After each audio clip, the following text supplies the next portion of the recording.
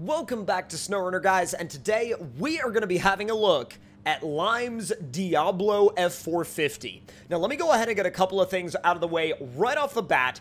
And what is this truck? Well, basically, it is a F450 that has been overhauled to the absolute max. It has gigantic axles. It has a whole entire subframe cage built underneath it. It has four-wheel steering that is fully animated. It has a Cummins diesel engine in the bed with a, exhaust tip coming straight off of the turbo.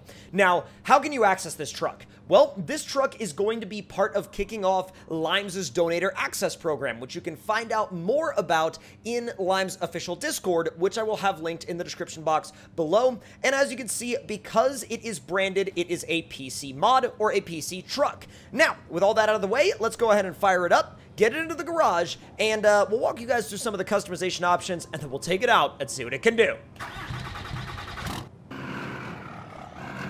And boy, even in base spec, it is absolutely insane. Absolutely next freaking level. So, the options are stock 650 horsepower, tuned 1675 horsepower, and then all the power.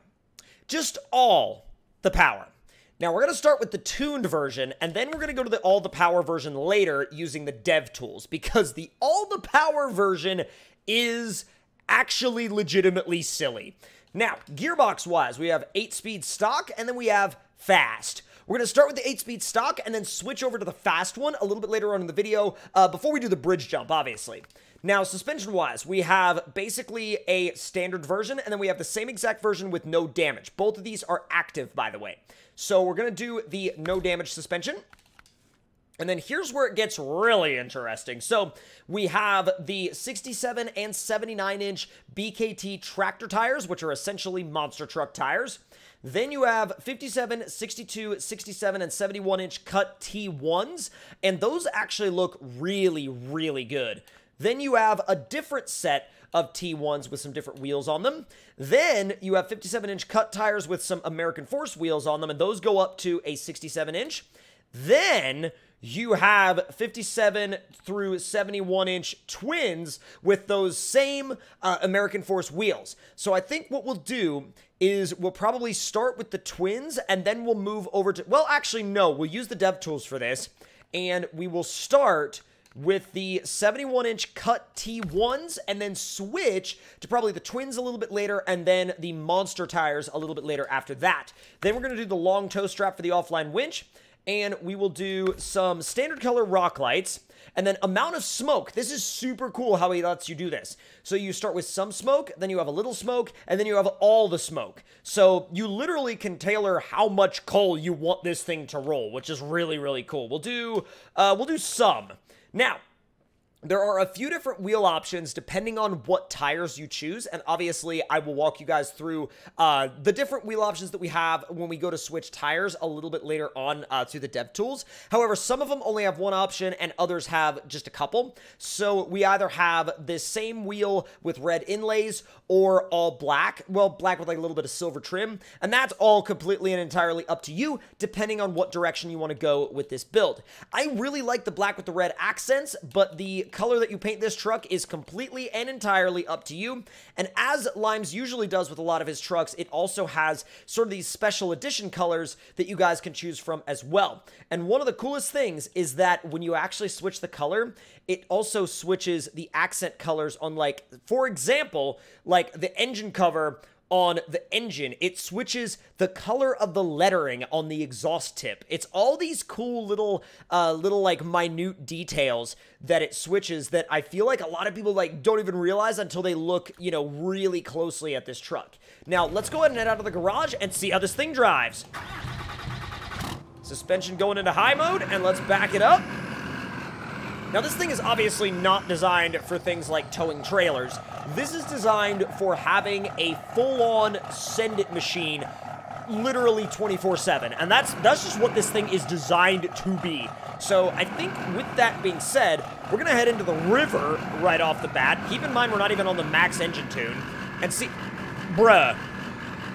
This thing just... Oh my god. It just devoured that river. It was just like, yeah, that river's not even there. Straight up, that river's not even, like, present in this thing's mind. It did all of that in, well, until literally right at the very end, it did it all in high. It was like, yep, nope, we're fine. Don't even worry about us. We're good. What about going up the hill climb? I mean, I feel like that's almost a, like, redundant question because, well, I lifted off the throttle, so that was my bad. Oh my god. And I feel like if I laid into it the entire time, it would just, like, basically be like a cannon going up off the, you know, the top of the hill. Let's see what happens if we take that approach. Yeah, I'm about that. I am definitely about that. What's really cool about this thing, too, is the amount of flex it has. Because being that it's a, you know, essentially a gigantic mega truck, normally trucks like this don't flex this much, but look at that. Look at how much this thing flexes for how gigantic it is. And it can also, because of that four-wheel steering, it can turn at angles that normally you would only be able to do in a crawler.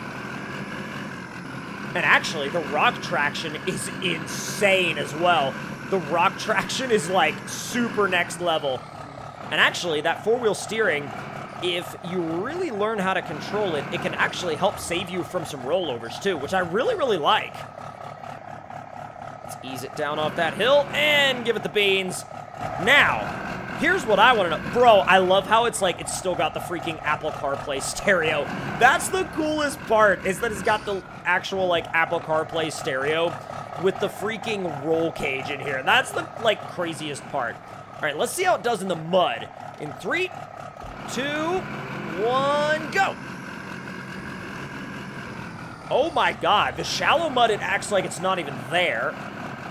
What about the medium to, like, moderate stuff?